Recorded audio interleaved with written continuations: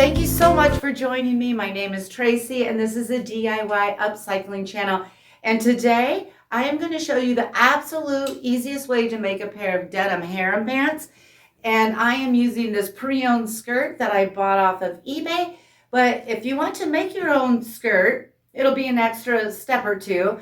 I do have a video on how to turn your jeans into a maxi skirt, and I will put that link down in my description. And I want to say something quick. I had a viewer make me laugh. She sent me a message and she said, whenever you come on, I'm screaming, step back, step back. She wants to see what I'm wearing, and she said, including my shoes. So I'm stepping back. Here it is. These shorts I have a tutorial for, and this vest I have a tutorial for. I'll put those links in my description as well. Let's get going. Okay, so these are pretty true to size for me.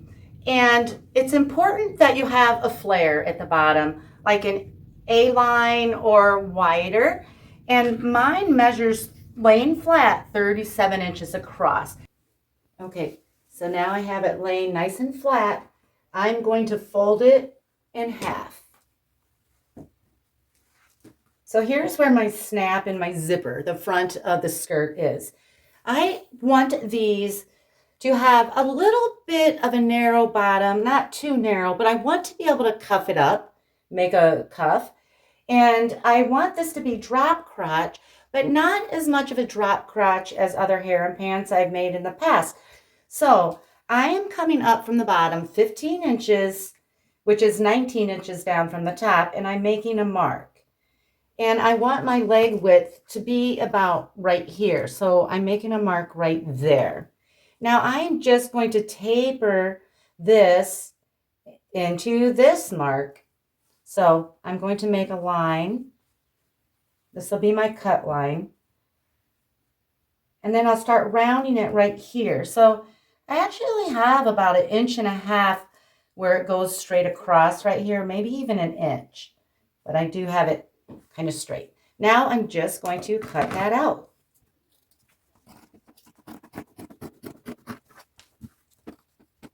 Okay, I need to go get my electric scissors. Okay, these are Pink Power electric scissors. They're great for heavy duty or repetitive cutting. I'll put a link in my description. Now let's open them up and see what we have. Cross our fingers. Okay, super cute. While I have these cut open, I'm going to do a little decorating. And so I have lots of scrap denim from projects, and I rarely use the seams. I usually cut around them because they're hard to sew and things, but that's what I'm using for my first decoration. I cut out some inside seams from some pants, and they don't match, but that's okay. That's good. I am going to sew the edge here. So I left over 1/4 inch on each side in which to sew, so I didn't have to do any heavy duty sewing. Now I am going to lay these on at a diagonal right here and pin, and then wrap them around, and I'll give you a closer look at what I'm doing. What I'm doing is just pinning this on, and I butted the end of this to a natural seam that's already in the skirt, so it doesn't just stop in midair. It looks like it's supposed to intersect there. And so now I'm pinning on this side, and then I'm going to turn it over. Oopsie, sorry, didn't mean to bump you. And wrap it around this side. And then I'll take my second strip of inseam, and I'll butt it up to that, and I'll just bring it to the edge right here. Now I'm just going to take this over to my machine and get that stitched on. I will use a fairly small straight stitch. I will use gold colored thread because that's the stitching color in the hem here.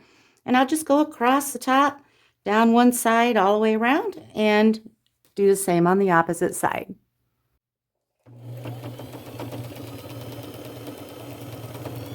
Okay, there's what that piece looks like. Now I want to do a little work up here. So I'm going to turn these around upside down so that I can work on them easier.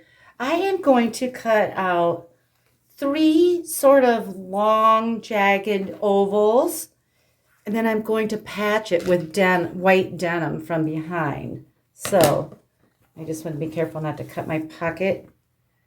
I'm just going to cut out some ovals.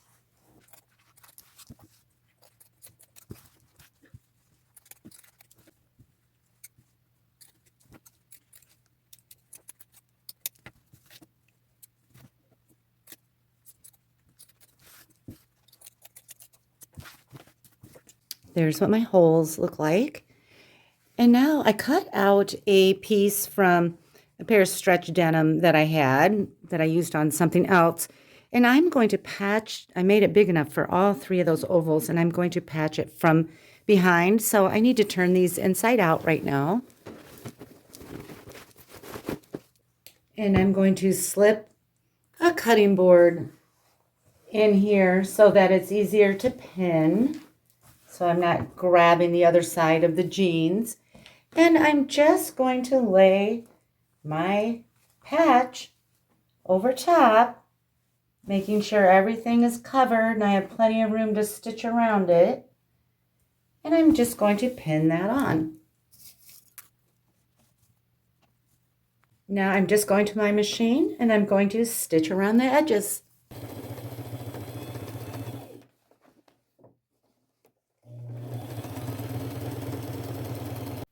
Okay, so these are a little floppy.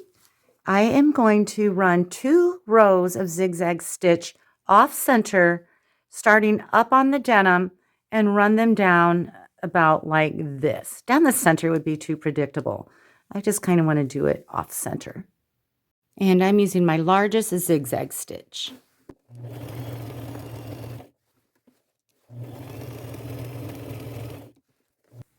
Okay, here's what they're looking like so far. Still open in the middle. There's what that detail looks like. Now on to the next. So now down on this leg, fairly low. I don't want it too low because I might want to cuff these. So maybe about right here, I'm just going to draw a fairly small square, and I'm going to cut it out and patch it from behind. And I'm going to use this denim, which is just slightly darker than this, so that it'll show through that hole.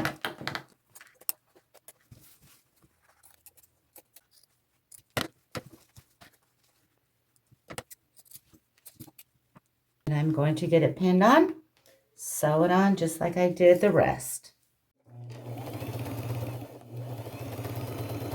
Okay, so now I'm going to do a little work on the back. And I think about right down here, I'm going to cut 3 sort of rectangles and patch them from behind with the white denim.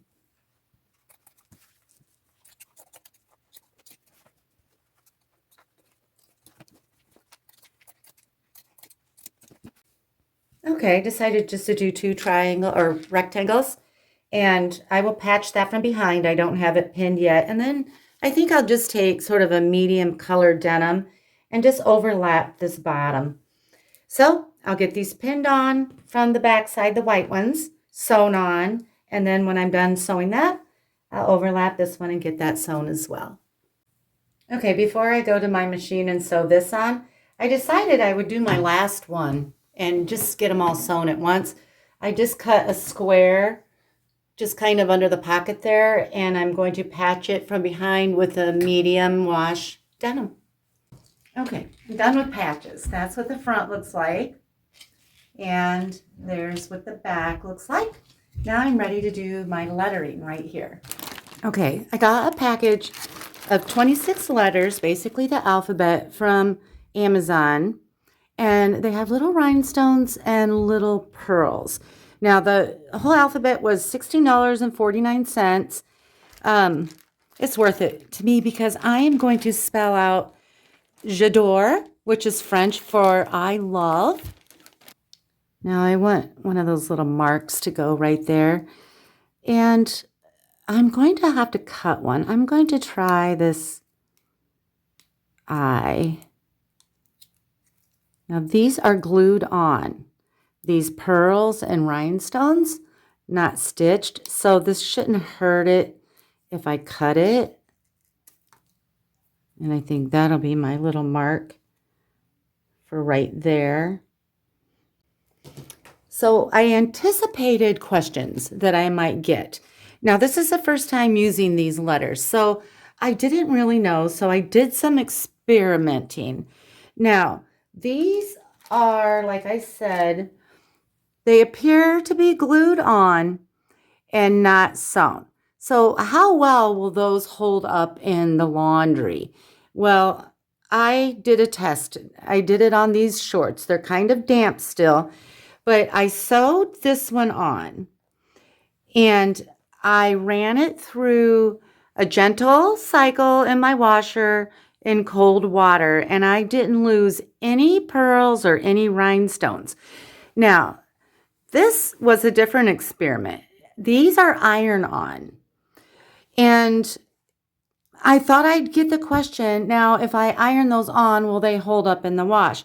Well, I ironed this on exactly like the instructions on the website where I got them on Amazon, and washed them with this one. Well, nothing came off, the pearls and rhinestones, but the letter did. So I would not recommend just ironing these on. I will stitch all of mine. So there's the answer to a couple questions I even had.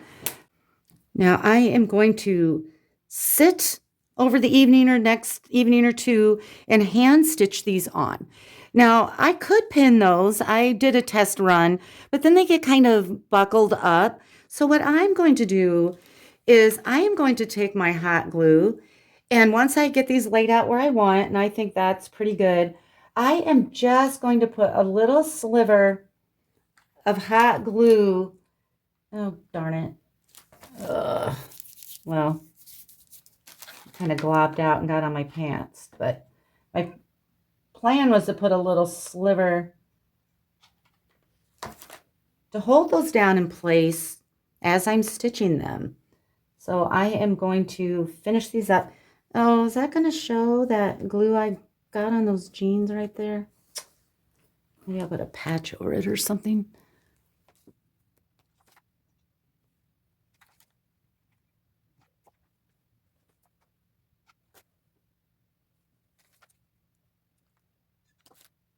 Now I'm going to show you in a second just how I hand sew. These are super easy, but I wanted to show you. Look at these. I have glue on my hands. Now I have these little crown brooches. What if when I'm all done, maybe I pin one on? I would always have to take it off to launder it, but maybe I could add a little crown somewhere. I thought maybe a cluster of crowns, but that might be too much.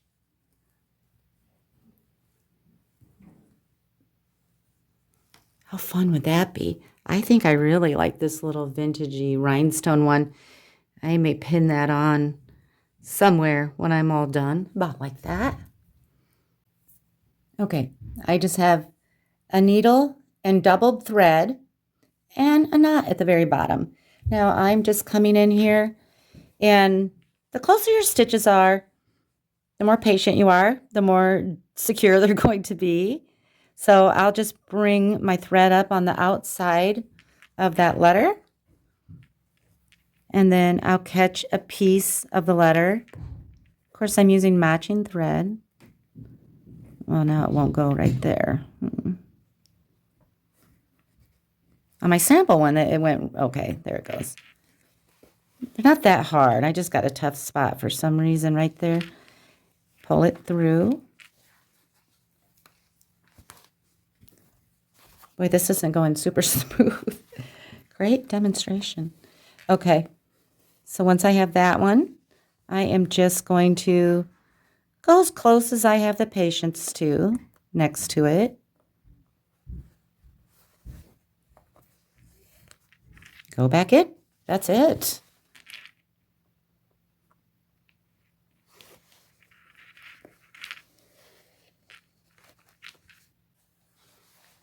And then when I run out of one piece of thread, I will just tie it off. All I do is just catch a piece of fabric, wrap it around twice, pull it, do it again. And I'm super cautious. I always do it 3 times. I can't stop at 2 for some reason. I just know it's going to be more durable if I do 3. Clip it off, load my next needle and thread, and just keep on going. So I don't know if you watch my videos, you know one of my favorite things to do is slow stitch in front of the TV in the evenings. So I am just going to take my time, get that done, and then I will come back. I'll show you how to finish up the legs and show you what these beauties look like. Now I'm going to sew mine wrong sides together. It will have fraying and the seam on the outside, and you can do it the opposite way. You can do right sides together if you don't want to see that seam. So now I'm just lining everything up and pinning them together. Now that I have it all pinned, I'm going to take it to my machine and sew it shut with a straight stitch and a 1/4 inch seam allowance. And I'm going to double stitch it. I'm going to go around it twice so it's extra durable.